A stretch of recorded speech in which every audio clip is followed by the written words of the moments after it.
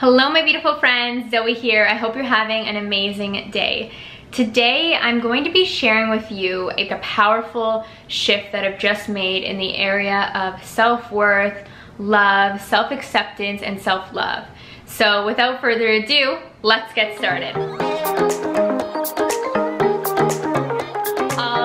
So if you guys are new to the channel, my name is Zoe and I am a life coach. So if you're interested in life coaching programs or one-on-one coaching, there is always information down below for that.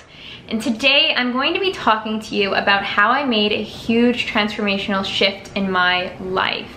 So I've been going through a lot of healing the past almost 2 months, I would say, a lot of healing of the past.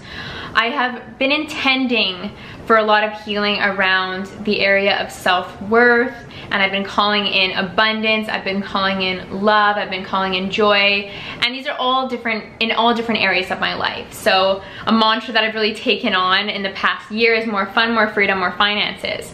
And I feel like I found myself in a comfort zone, of course, like in a comfort zone, but I know that there's more for me. So I've really been calling that in. And as you know, the power of intention is that if you intend for something very powerfully within your mind, body, and soul, the universe will start to rearrange to allow you to learn those lessons. Those lessons are the learning that needs to happen for you to achieve that next level you. So no wonder I was prompted with a bout of healing as the eclipse energy showed up, and I've spoken to you guys in different ways, and different ways I've healed in the past few months. So this has been a theme for me. And what kind of came to my attention, you know, through this healing and through doing the master cleanse, which I'll leave content for that down below once it's up, but I was calling in an up level in self-worth. I was calling in a lot of healing in my solar plexus chakra, and that's the chakra of self-worth. So that place where, you know, we might hold different tensions in our stomach around not feeling good enough. So for me, I felt this literal heaviness. I felt heavy in my stomach, like energetically. I knew that there were things that I was holding on to. Plenty of intuitives have always told me that I hold things in my stomach because events that have happened to me in the past that I've recently taken the time to look at, I've internalized as me not being good enough or me not being enough. And I've really held that in my stomach and my solar plexus chakra. And one thing that I've really gone to work on in the past year is looking at love and relationships, because that's something that I very much neglected in my life the past 5 or 6 years.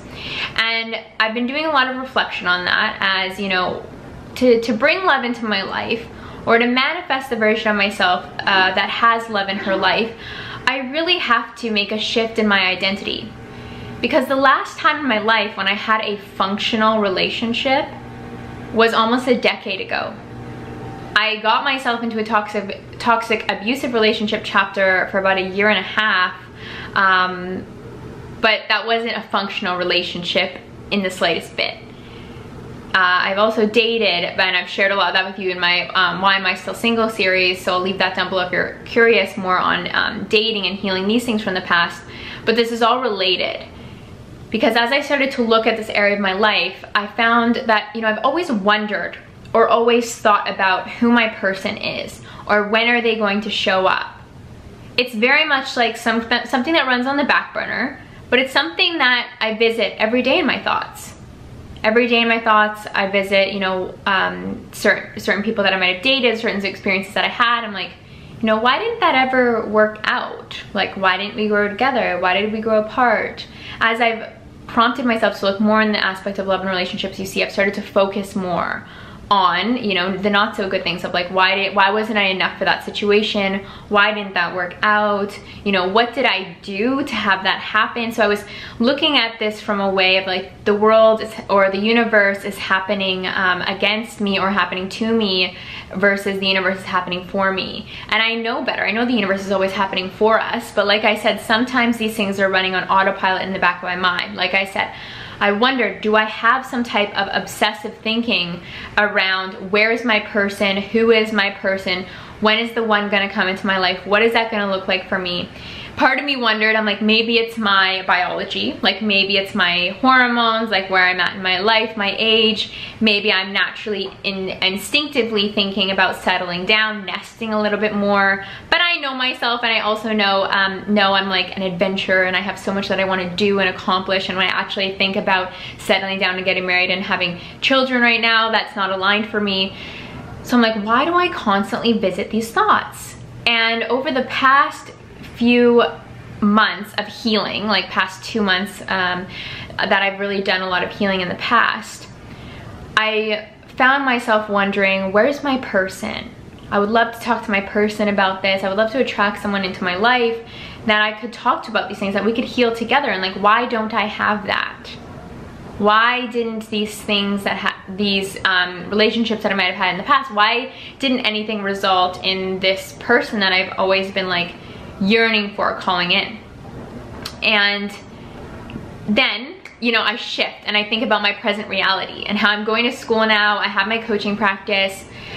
Busy tends to have a negative connotation, but I use it anyways, and I mean it in a positive way. I am like positively busy. Like, I'm in love with my life. I'm super productive, and I just feel like I'm living in a state of flow and taking so much aligned action right now that I wonder, like, I'm actually not in any way seeking a relationship. Right now, I'm perfectly happy and content on my own. I love my apartment. I love my space. I don't necessarily want love, but I have this conflict in my mind that seems to be searching for someone. So there's the disconnect there. It's like, I know that like I am super content on my own right now. I'm good either way. I don't feel like I need anyone in my life, but my brain is like, we should. Like, why haven't we found that person we can talk to about all these things? Why aren't they here yet? Why aren't they here yet? And I mean, we can put a little bit of the blame on Disney, you know. It's always the princess, the damsel in distress, and Prince Charming comes, and you know, that does have a play on how we grow up and how we view and how we interpret these things and make them mean things in our life, right? Like, we make it mean that, you know, one day, Prince Charming's gonna show up and everything's gonna be different. When really it requires us to become different first before we can attract that. So this big epiphany and shift that I had kind of came to a close this morning, because the past 2 days I was questioning, do I have obsessive thoughts about finding the one or relationships? Like, why is this running on the back burner of my mind when it's not something that in my outer reality, in my heart, I feel like I want right now, or I feel like is right for me right now? Like, why do I feel like I'm always trying to figure out love, trying to figure out relationships? Like, why? I feel super content and happy on my own. Why do I feel like my brain is constantly trying to do some mathematical equation about why I'm still single, basically? And so I've been calling in this information, and what we're calling in can only come to us when we shift out of self-judgment and into curiosity. So I've been quite judgmental of myself, especially through healing, looking at my past, being judgmental of how I interpreted things.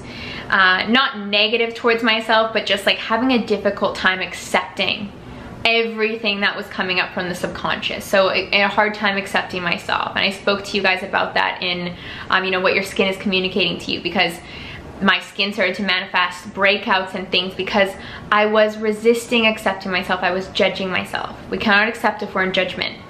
So I was judging myself. I was going through all of this, and until I decided to become curious, like, hey, what if I just decide to ask the question, why?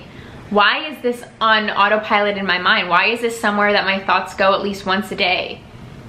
As like, where's my Prince Charming? You know, like, because I don't care. Like, I really have so much fun, so much freedom, finances in my life. I'm going back to school now. Like, I'm so happy. Why do I spend time wondering? It's so unserving. When I know that whatever is meant to happen for me will happen to me, and whatever is meant for me won't miss me. And so I had a dream last night. As I called this information, I had a very vivid dream. And I was going back to school. I was in acting school like I am now. And I actually just decided to date my ex-boyfriend from high school. The one that I was in a relationship for 5 years. The only stable relationship that I ever had in my life. He was my best friend, and then we dated, and yeah, like probably the only person I've ever really like loved and had a powerful relationship with. which was like a decade ago. Like I'm coming back to this identity shift that would need to happen for me to not view myself as single anymore and me to view myself in a relationship. But besides that, I just decided to date him again. I chose to be in a relationship with him to settle my cycles in my autopilot mind, what was on the back burner for me of wondering, where's this person? I was like, why don't I just date my ex, and then I don't have to deal with my brain going into these obsessive thought patterns and like me trying to figure it out, because how we do one thing is how we do everything. I am always trying to figure things out. So there we go. And I had this dream, and I decided to date him. We're going to acting school together, and I knew that I wasn't happy. I knew that I wasn't into the relationship. I just chose to do it to quiet my mind. And the dream unfolded, and I basically just got the message at the end of it right before I woke up, was that no wonder your brain keeps searching for this person, is because in my very formative years, when I was in high school and a lot of stuff was going down with my mom, I was in therapy a lot of the time, just like my life was out of control, I had stability in my best friend and boyfriend. I had love in my best friend and boyfriend. I had the person I could talk to about anything in the world with my ex. And no wonder my brain is searching for that again, because it was so comforting. In times when the world felt out of control and when I felt a little bit out of control, I always had that one person, that one love to come back to and speak to about all the things I was going through, and have comfort and have love and have a really powerful and beautiful friendship. And I realized that it's not in my heart. Like I said, I'm very content. I'm good either way. Whatever happens to me in this life. Whatever doesn't happen to me doesn't happen to me in my life. And I'm just feeling more content than I ever had before. But it was the disconnect in the mind, because the ego mind is always searching for how to keep us safe. The ego mind knows from my turbulent past that the way that I found safety, the way that I found support, the way that I found love was in my ex-boyfriend. So my brain, being programmed that way, has been looking or wondering where that person is every single day. When really, that in itself is just asking me to develop a new mantra, a new way of being. And when I woke up and I just felt such a shift, so powerful, I'm like, this is the final piece that I was looking for. I got everything and more I intended to from this cleanse and through this summer healing process that was going on for me. As I realized that the new mantra, the new way that I'm going to love myself, is I am safe on my own and I'm whole and complete on my own. I feel that, I see that in my outer reality. You know, if we're talking mind, body, soul, the body and soul is very content with where we're at in life, and it's the mind. It's quieting those rampant thoughts about where, who, what, quieting that ego brain that's just looking for a new way to protect me, because the brain associates having, you know, a male figure in my life as, you know, that safe space, when really I'm safe and I'm beyond powerful within my own self. So as tumultuous and as like unpleasant as these past few weeks have been, and really having these obsessive thoughts come up, it's like, where's my person? Like, I just put it to rest this morning. I realized, thank you. Whenever we're feeling like that resistance, that, you know, that the nonstop chatter of the ego, it's always trying to teach us something. And right now it taught me the most powerful lesson. It gave me the opportunity to now reprogram my brain. Reprogram my brain in knowing that I am safe, whole, and complete on my own. Because body and soul know that, and it's the mind that has been playing catch up, which is why I felt such internal conflict going on. As you can understand, I'm like, I feel good, why won't you stop bothering me, right? And so I wanted to bring this to you today to hopefully offer you clarity in different areas of your life, or offer you your own epiphanies, or what may be going on for you. It can be very easy for us to judge ourselves when our mind is going crazy, when the ego is going crazy. But really what it's doing is it's trying to show us thought patterns so that we can recognize, where is that coming from? Why is that obsessive thought of looking for someone in my life right now? It's because as I'm going through all of this intense healing, naturally I felt like things are out of control. Bringing up all this stuff from the past, I'm not accepting it. My brain started going on crazy mode, obsessive mode of like, where's my person? Because when life was out of control, when I was a teenager and growing up, I always had my boyfriend. It was always a safe place that I could come back to. And so naturally, as I'm bringing up all of this energy, the ego mind, from all that it's been through, knows that we can get through this if we have this person. And so now I recognize the pattern. Whenever we recognize our pattern, so awareness is 90% of the transformation. Once we become aware, like I said, all I have to do is repeat my new mantra to myself, reprogram my brain to knowing I am safe, I am whole and complete on my own. And it feels so good. I'm telling you, it's not felt good the past 2 months. I have not felt like myself. I have not been nice to myself in the sense like I've been having a lot of self-judgment. I've been going through a lot of self-judgment. And the final piece of this healing chapter, I feel like, has just fallen in here. And it's been so beautiful. It's been such a powerful shift for me. So I want all of you out there to know that you're safe, you're whole and complete on your own if you're on your own, or you're safe, whole and complete where you are. And I know that you can hear it. You've probably heard that type of affirmation before. You've probably heard things like this before.